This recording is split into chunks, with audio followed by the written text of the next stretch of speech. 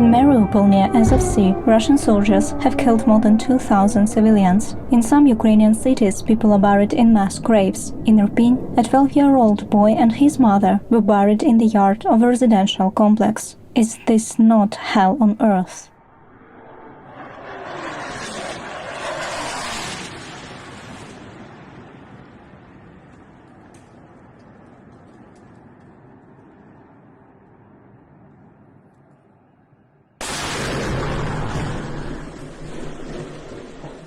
This is UA, the day that we survived. Ukrainian journalists have come together with real people who record themselves and send us their stories to create this project.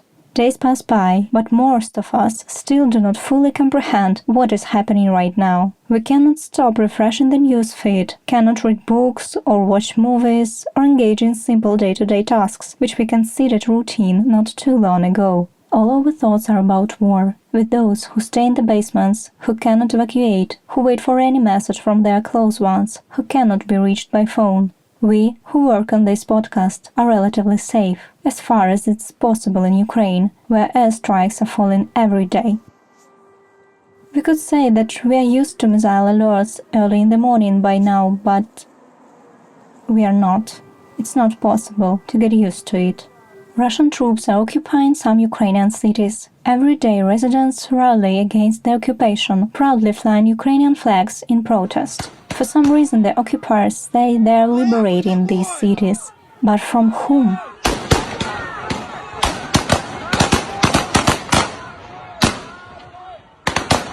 Residents of Melitopol and Kherson elected their government in a free, democratic way in the local elections in 2020. But the Russians try to set their own rules. They kidnapped Ivan Fedorov, the mayor of Melitopol, who refused to cooperate, and replaced him with a candidate loyal to the Kremlin. Earlier, at least 2,000 people rallied in Melitopol, demanding the release of Mayor Fedorov. After that, the occupiers kidnapped the protest coordinator, Olga Haysumova. A message explaining that she had been kidnapped appeared on her Facebook page, which is accessible to her friends.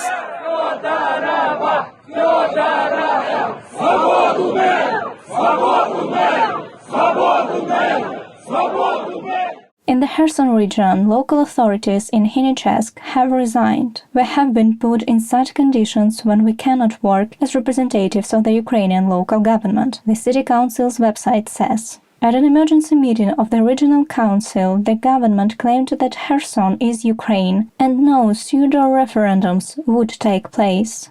In this episode, we will tell the stories of two women and their families who managed to escape dangerous cities near Kyiv. Inna's house is located near Hostomel. Fierce fighting near the airport began on the first day of the war. Now Inna is safe. She went abroad with her mother, sister, 2 pets, and a 91-year-old grandmother. The area I'm living in is close to Hostomel, one of the hot spots from the very first hours of war. I was unlucky to hear the first bombs falling onto Hostomel airport, to see terrifying smoke from the world's largest Maria plane burning, tanks and corpses right under my window. The house I'm living in doesn't have a reliable basement, unfortunately, and the closest school shelter was full within several hours. So the only option for me and my neighbors was to arrange a place in the bathroom or in the hallway for sleeping. So night hours, once used for relaxation or creativity, have become the most frightening ones. Shaking floor and windows, loud explosions and rockets passing by the windows. First days we tried to cooperate with neighbors to help organize delivering goods to those who were stuck at home and were afraid to leave. On the 7th day of war, I went to visit my grandmother and my sister who live a few blocks away, to support them and spend a night or two. And that was actually the last time I've been home. Returning back has become too dangerous, as well as leaving the area. But my friend from Poland put an amazing effort to evacuate me and the part of my family. Michal himself and his numerous friends were eager and brave enough to help us leave the area. The longest, the scariest trip, with gunshot buses, air raid sirens, and rivers of blood on the way, but with the inspiring courage of our militaries, staying calm and devoted on the checkpoints. 4 days and nights led us to Warsaw, our temporary shelter. Having only basic stuff, we were given as humanitarian aid. I've managed to evacuate my mom, sister, 2 pets, and my grandmother, who is 91. Crossing the border was especially difficult for her. 14 hours in a line under snow with nobody to help if there are some health issues. My grandmother perfectly remembers Second World War, during which she stayed in Kyiv. Back then, she didn't have to escape. She says, at that time, even the Nazis had never been so sick, so cruel, so inhumane, and so evil as Russians are now. Who would have thought? Now, part of my family is stuck in the Kyiv suburbs with no water or electricity, with no link, trying to be silent and constantly praying. We are in unstable, yet safe conditions now. I am trying to help remotely with everything I can, although I have nothing similar to the usual quiet working place. You just constantly need to do something to get rid of all the thoughts about everything that was abandoned there, and about those dear people who are still under shelling. I also hate the thought of leaving my homeland, now more than ever. Everyone here is advising to move forward, to go to some other countries while there is still such an opportunity. Some advise to find a new job and start a new life. But dealing with these thoughts is difficult, as we have our jobs and we have our homeland, and we do not need another ones. Every night we shiver from every loud sound we hear. I mean, ambulance sirens, plane flying, garbage truck working. Nevertheless, we are ready to come back any moment if the opportunity arises, and ready to work hard in our areas to build the new page of modern Ukraine. Because there are so many plans to fulfill and so many people to hug. Light should prevail over darkness. Glory to Ukraine.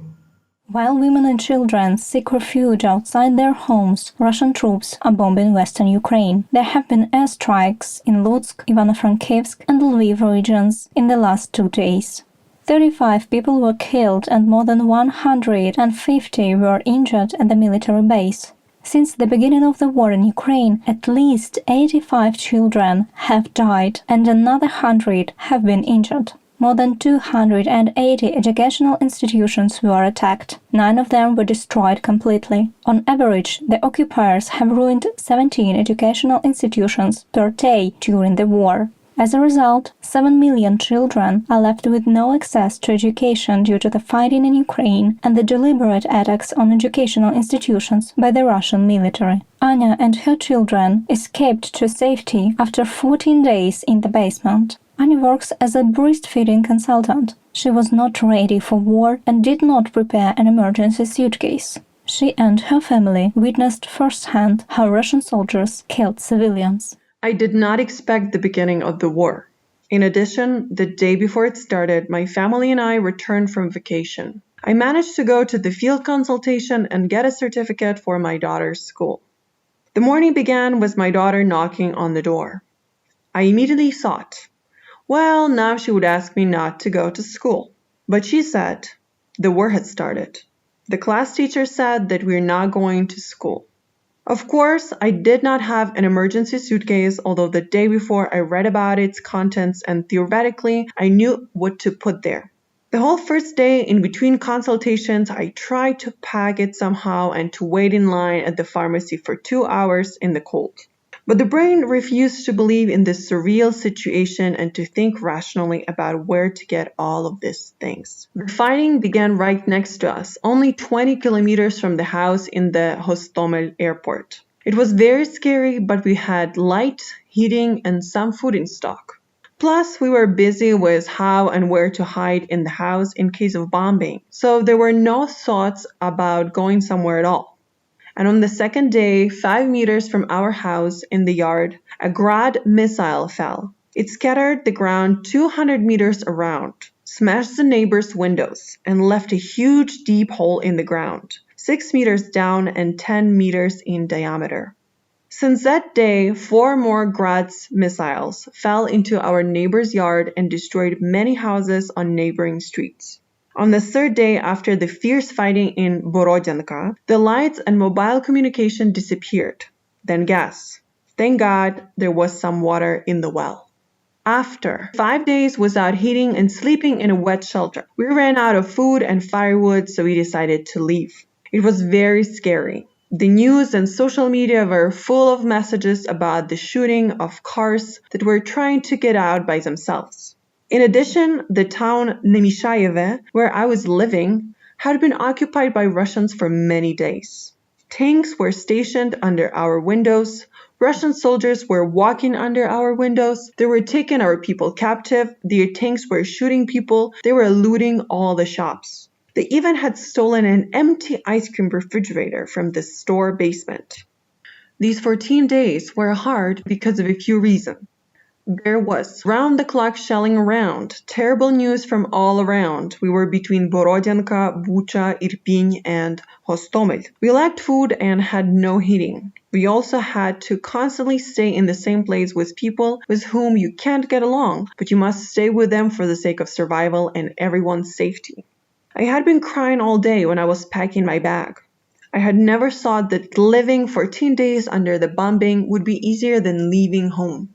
We had packed the most important things and covered the car with some white sheets we tore. Kids wrote the word children in Russian on some white paper and glued it to the car. We were driving and didn't know if we would get to leave or if the orcs, Russians, would make us go back home as they did with the previous column the day before. We didn't know if we would make it out alive because there were enemy tanks and blockposts on all our routes.